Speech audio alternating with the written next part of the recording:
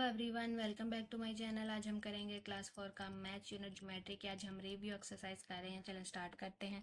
Tick the correct option. तो जो टिक हम ऑप्शन करेक्ट है उसको हमने टिक करना है। The lines which keep going straight and never meet. जो लाइंस चलती रहती हैं साथ और नहीं मिलती ईच अदर आर कॉल्ड, तो वो पैरेलल लाइंस कहलाती हैं। There are dash small parts in a protector and each part is equal to 1 degree। तो प्रोटेक्टर में कितने स्मॉल पार्ट्स होते हैं? 180 होते हैं और हर पार्ट 1 डिग्री के इक्वल होता है। One horizontal and vertical line intersect. जब हॉरिजॉन्टल और वर्टिकल लाइंस आपस में मिलती हैं तो राइट एंगल बनता है। यहाँ पे ये राइट एंगल हर तरफ से बन रहा है। तो नेक्स्ट हमारे पास है an angle less than dash is called acute angle. तो 90 डिग्री का होता है। जो 90 से कम का होगा वो एक्यूट ही होगा ना। The length of the boundary of a circle is called. Boundary की लेंथ को सर्कमफेरेंस हम कहते हैं। जो इस ये है ना बाहर, इसको सर्कमफेरेंस कहते हैं। The area covered by a close figure is dash of that figure. तो एरिया है तो एरिया ही आएगा। Line of symmetry divides a figure into dash equal parts. तो 2 इक्वल पार्ट्स में डिवाइड कर देती है कि मतलब सेम नज़र आते हैं। नेक्स्ट क्वेश्चन क्या है? In circle the parallel lines from the given lines. तो जो पैरेलल है उसको सर्कल करना है। तो ये पैरेलल है, ये नहीं, ये किसी एक पॉइंट पे मिल गई, ये पैरेलल नहीं है। ये भी मिल रही है तो ये नहीं है। नेक्स्ट देखें, differentiate right acute and obtuse in the following. तो ये हमारे पास ये शेप दे रहा है, ये एक्यूट एंगल है, ये मोर देन 90 है तो ये ऑब्ट्यूज है, और ये हमारे पास राइट एंगल है। नेक्स्ट हमें कह रहे हैं draw the angles of the given measurement. तो ये एंगल हम ड्रॉ कर लेते हैं।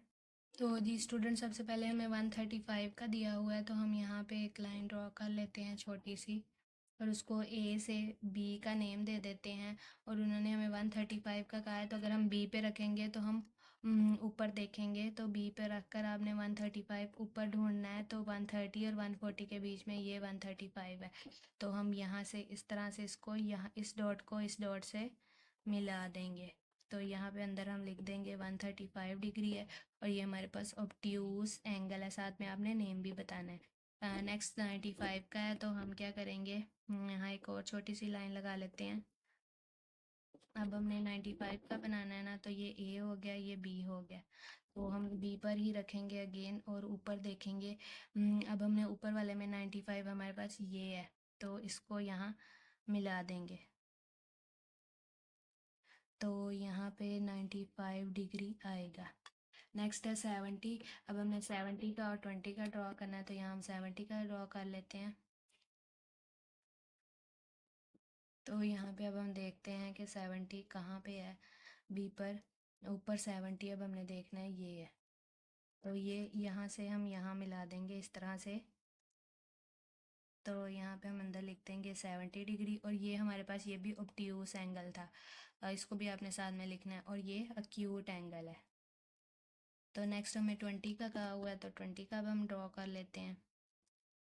तो ये हम ए पर रख के कर लेते हैं, ए बी, यहाँ ए पर रखेंगे तो हमारे पास आएगा ये 20 यहाँ पे। तो इसको यहाँ ज्वाइन करना है, जहाँ पे हमने अपना प्रोटेक्टर रखा है ना उसी पॉइंट पे हमने ज्वाइन करना है, और यहाँ लिख देना है 20 डिग्री, और ये अक्यूट एंगल है। नेक्स्ट क्वेश्चन है लेबल दी सर्कल। तो ये हमें उन्होंने सर्कल को लेबल करने के लिए कहा है। तो ये लाइन जो है, ये जो है सर्कल को हाफ कर ये डायमीटर कहलाती है। फिर ये जो है डॉट, ये सेंटर कहलाता है। फिर ये जो इसकी बाउंड्री है ये सरकमफेरेंस कहलाती है, और ये रेडियस कहलाती है। जो सेंटर से बाउंड्री तक लाइन आती है वो रेडियस कहलाती है। क्वेश्चन देखते हैं, find the perimeter and area of the given figure.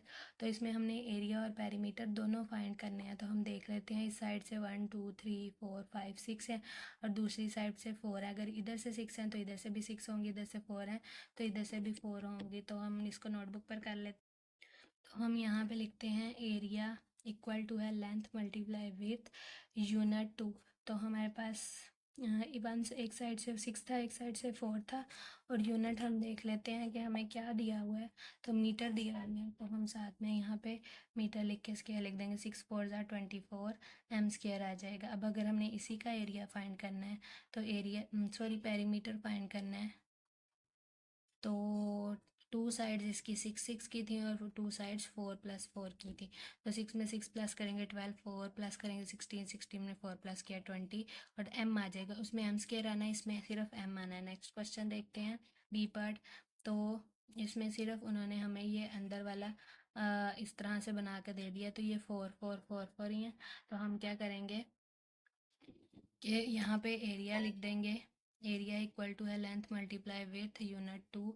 तो हमने 4 को 4 से मल्टीप्लाई कर देना है और यूनिट हम देख लेते हैं। हमें सेंटीमीटर दिया हुआ तो हम cm स्क्वायर लिख देंगे। 4 4 ज़ा 16 cm। और पेरीमीटर अब हमने फाइंड करना है। तो पेरीमीटर इक्वल टू है सारी हर तरफ से 4+4+4 चारों साइड्स 4 4 की हैं। और उसके बाद हमने यहाँ पे अब यहाँ पे 16 लिख के साथ में यूनिट cm लिख देना है। नेक्स्ट क्वेश्चन देखते हैं। नेक्स्ट क्वेश्चन में हमारे पास एक साइड से 9 है और एक साइड से 5 है। तो यहाँ पे हम इसको सॉल्व करते हैं। यहाँ लिखेंगे एरिया इक्वल है लेंथ मल्टीप्लाई विथ यूनिट 2। तो यूनिट क्या है हमारे पास, इसमें यूनिट m दिया हुआ है। तो यहाँ पे m का स्क्वायर लिख लेंगे। और वहाँ एक साइड से 9 था, एक साइड से 5 था। 9 5 ज़ा 45 m स्क्वायर आ जाएगा। और पेरीमीटर अब हमने फाइंड करना है। तो 9 + 9 + 5 + 5। तो 9 में 9 प्लस करेंगे तो 18 आ जाएगा। 18 में 5 प्लस करेंगे 23। 23 में 5 प्लस करेंगे 28। साथ में हम आ जाएगा। इसी के साथ ये क्वेश्चन कंप्लीट सॉल्व हो गया। नेक्स्ट देखते हैं identify the symmetry in the given figures and draw line of symmetry where the possible. तो हमने आइडेंटिफाई करना है the symmetry in the given figures. तो उसमें लाइन ड्रॉ करनी है। तो ये हमारे पास सिमेट्री है तो इसमें इस तरह से भी लाइन ड्रॉ हो जाएगी। इस इधर से भी सेम रही है पिक्चर जब मैंने ये लाइन ड्रॉ की है। और इधर से भी ये दोनों सेम है। इसमें भी नहीं होगी, इसमें भी हो जाएगी। ये दोनों इस तरफ से सेम है और इसमें भी हो जाएगी। तो ये सेम है। नेक्स्ट देखें कंप्लीट दी गिवन फिगर। इसको कंप्लीट करना है तो जिस तरह इस तरफ से बनी है उसी तरह दूसरी तरफ से कर देनी है। और सेम इस तरह जैसे इधर बनी है दूसरी साइड पे भी वैसे ही कर देनी है। नेक्स्ट पे भी इस तरफ से जो शेप बनी हुई है इस साइड से भी वो ड्रॉ कर देनी है। और जैसे यहाँ पे है वैसे यहाँ ड्रॉ कर देनी है। नेक्स्ट क्वेश्चन है in circle the figures which have the following properties 6 plane surfaces. तो वो क्यूबाइड के होते हैं, इन दोनों के नहीं होंगे। तो वो हमने टिक कर दिया। फिर 1 वर्टेक्स है तो 1 वर्टेक्स इसका होता है। तो इसी के साथ रिव्यू एक्सरसाइज कंप्लीट सॉल्व हो गया। आई होप आपको इन क्वेश्चंस की अच्छे से समझ आ गई होगी। अगर आपको मेरी वीडियो अच्छी लगी है तो वीडियो को लाइक करें, शेयर करें। मेरे चैनल पर नहीं हो तो चैनल को सब्सक्राइब करें।